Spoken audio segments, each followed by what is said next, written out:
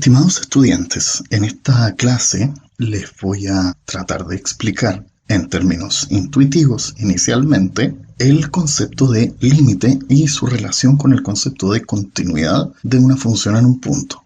He elegido este tema inicialmente porque es el primer concepto que cuesta considerablemente adquirir, no en términos operacionales, sino que en términos precisamente de definición por parte de los estudiantes.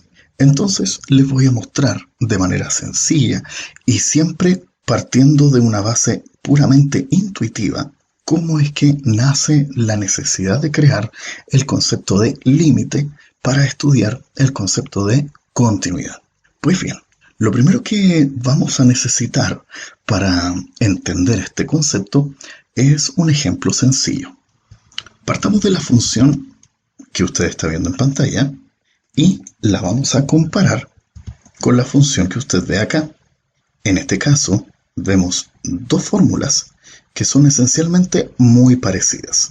Como usted ve, la única gran diferencia es que la primera en el numerador tiene un negativo y la segunda en el mismo numerador tiene un positivo, pero estructuralmente aparentan ser exactamente iguales. Sin embargo, vamos a ver que ellas guardan una diferencia esencial en un punto específico. Comencemos entonces. Lo primero es observar que ambas funciones tienen exactamente el mismo problema en exactamente el mismo punto. En x igual a 2 tenemos un problema serio, pues si lo reemplazamos en ambas funciones y utilizamos la calculadora científica, nos daremos cuenta que en ambos casos la calculadora nos dice error. Hay algunas calculadoras más avanzadas que otras, las cuales usualmente clasifican ese error. Dicen error matemático, en otros casos simplemente dice error. Lo que vamos a tratar de hacer es clasificar nosotros precisamente el tipo de error y por qué ha ocurrido. Lo primero es observar que si reemplazásemos a mano el 2 en ambas funciones, obtendríamos en la primera que f de 2 es 0 partido por 0. Lo cual de plano ya es por lo menos extraño, ¿verdad? En tanto, en la segunda, obtenemos que g de 2 es 8 partido por 0 esta vez. Ambas cantidades, como usted se dará cuenta, no son posibles de calcular. Nos han enseñado durante mucho tiempo que la división por 0 no está permitida y por lo tanto, más allá de simplemente aceptarlo, nos hemos dado cuenta también, llevando a cabo el significado de la división, que efectivamente no es posible dividir por 0.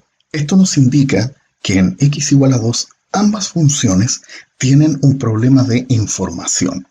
En ambos casos, ambas funciones no nos están entregando información acerca de la imagen del 2.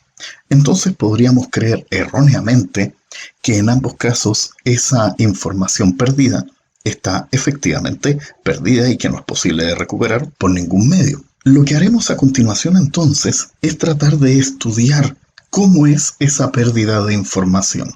¿Qué le parece a usted que trabajemos, como ya el x igual a 2 es un problema, trabajemos entonces alrededor de este x igual a 2? Es decir, con números sensiblemente menores al 2 y con números sensiblemente mayores al 2. Le propongo trabajar con las tablas que usted ve a continuación. La idea va a ser que a los valores de x le entreguemos números que estén muy cerca del 2. Propongo entonces la secuencia de valores que usted ve ahí. La idea de separar las tablas en dos es que, como usted puede observar, la parte de arriba de cada tabla va a estudiar qué ocurre antes del 2 y la tabla de abajo va a estudiar qué ocurre después del 2. La idea siempre es la misma, acercarnos al 2. Por eso hemos elegido estos números que están, podríamos decir, micrométricamente cerca del 2. Pues bien, le invito a que usted se me adelante y con su calculadora científica y considerando la expresión correspondiente para f de x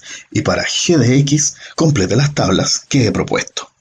Una vez completadas, puede usted continuar con el video y ver las respuestas que yo voy a proponer. Y esta sería la tabla entonces con los valores calculados.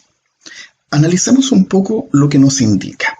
Por un lado, en el caso de acá, como usted puede observar, los valores de la x, por más que se acercan al 2, en el caso del f de x, los números están cada vez más cercanos a 4. Y en el caso de abajo, los números también se acercan mucho a 2 y de nuevo tenemos un acercamiento hacia el 4. Esto nos indica, estimados estudiantes, que la función f de x tiene un comportamiento estable, consistente alrededor del 2, pues en ambos casos, por mucho que usted se acerque al 2 por valores menores o por valores mayores, la función, el resultado de esta fórmula, podríamos decir, se va acercando también de la misma manera al 4.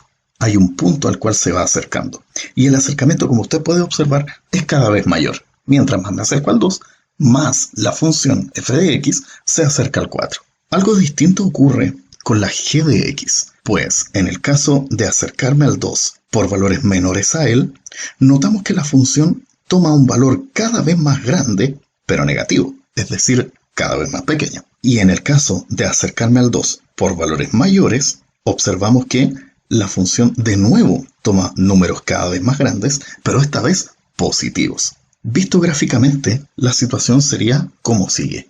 Suponga por un instante que el círculo en azul que está viendo usted en pantalla lo representa usted. Usted está parado sobre la calle mirando cómo una persona se acerca siguiendo el puntito rojo que usted ve a su derecha. La persona, a medida que se va acercando a usted, también va dirigiéndose en la trayectoria que usted ve en pantalla. Sin embargo, hay un momento en el que usted pestañea y la persona mágicamente aparece caminando en esta dirección, de aquí hacia allá. La conclusión que usted podría sacar es que esta persona definitivamente se teletransportó. ¿Cómo es posible que haya aparecido originalmente acá arriba y ahora apareció acá abajo? Como usted puede observar, intuitivamente entonces tenemos un comportamiento que no es explicable de manera normal. Es decir, no existe una conexión entre el camino que esta persona llevaba antes y el camino que lleva después. No es posible torcer hacia la izquierda y luego de pestañear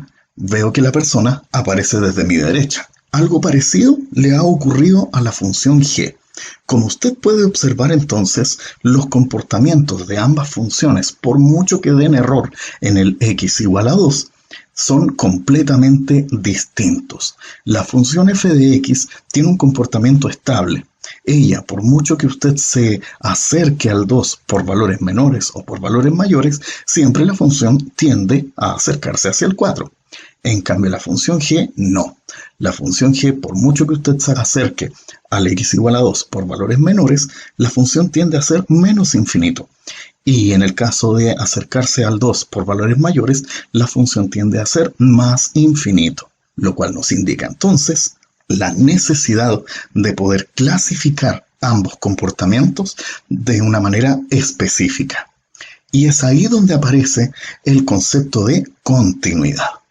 Le explico entonces.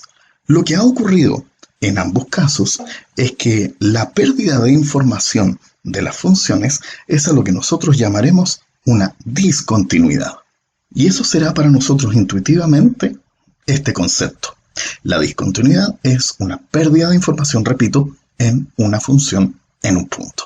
Esta pérdida de información puede ser recuperable debido a un comportamiento estable alrededor, como en el caso de la función a la izquierda. En estos casos diremos que la función tiene una discontinuidad removible. Y en el caso de la derecha, como no es posible dar una explicación clara de qué ocurrió en el punto donde se perdió la información, entonces diremos que esta discontinuidad es no removible. O también se lee mucho en la literatura especializada como no evitable. Pero queda la gran pregunta, ¿dónde entra el concepto de límite en todo esto?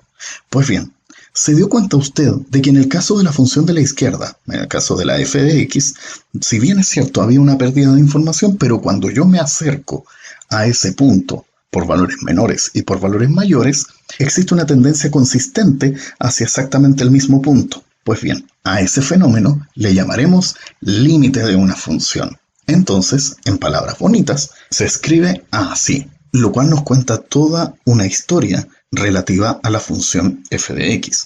La notación que usted ve ahí abajo nos dice que la función f de x eventualmente ha perdido información en el x igual a 2. Sin embargo, alrededor de este punto, alrededor del 2, tiene un comportamiento estable. Y este comportamiento estable nos lleva a pensar que mientras más nos acercamos al 2 con el x, la función más se acerca también al 4 con el f de x. La lectura correcta de la simbología es límite, cuando x tiende a 2, de la función f de x es igual a 4. Para terminar, hagámonos un pequeño diagrama conceptual de toda la situación que hemos estudiado. Dada una función como la que usted ve en la pantalla, f de x, ella puede, en un valor específico, x0, perder información o no perder información. En el caso de abajo, en el caso de que la función no pierda información, pues bien, nosotros simplemente seguimos graficándola y seguimos estudiándola de manera normal, porque es posible calcular, digamos, f de 3, f de 5, lo que sea. Pero la pregunta es entonces, ¿qué ocurre finalmente cuando una función pierde información? Es decir, al ingresar los valores a la calculadora me da error. Pues ello puede tener dos respuestas. La información puede ser recuperable o puede ser no recuperable. ¿Cómo sabremos cuando la información es recuperable o no recuperable? Pues cuando la función tenga comportamiento estable alrededor del punto en cuestión. En el caso de no ser recuperable, era porque no existía tal comportamiento estable. ¿Y cómo analizar la existencia de ese comportamiento estable o inestable? Pues es a través del concepto de límite. Ese sería entonces, estimados estudiantes, el diagrama conceptual correspondiente a esta pequeña explicación.